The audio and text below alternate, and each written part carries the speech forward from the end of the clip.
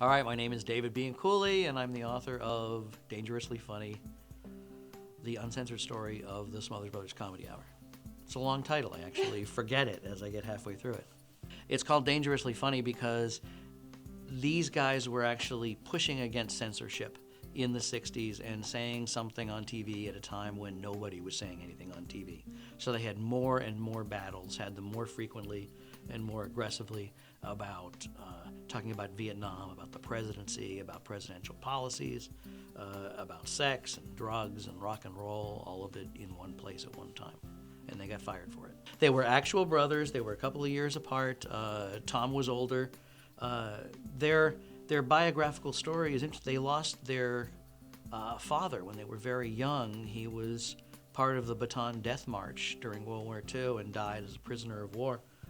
And so they grew up without really knowing their father and depending on each other. And then when the folk movement of the 50s came about, they just went out there and decided to make fun of it because Tom, in between the songs, would get more laughter than they would get a reaction from just singing stuff. So they built a reputation just making fun of folk songs and folk singers. And they were good musicians and good singers.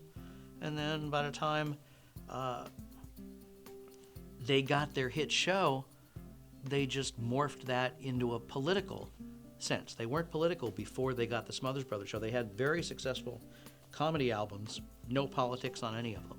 And then, surprise, they get a TV show, and they're very political.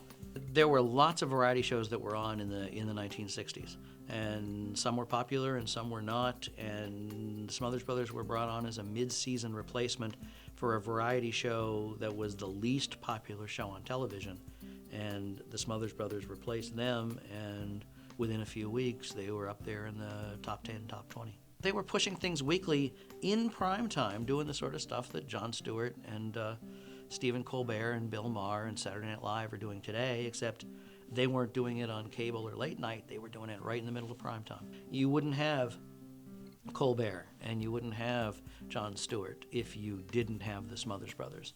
That even though they didn't win their fight, their battle made it easier for All in the Family and then Saturday Night Live and for shows to do and attack different kinds of taboos. TVWorthWatching.com is the website that I run. There's about 20 writers that are working for it now. And the centerpiece is what's worth watching on television that night, the best 5 things. And then all of us are writing about, in depth, about good television. And so it's a good place to go in this 200-channel universe. And really smart writers on the site and really smart readers and posters. It's just a very good audience.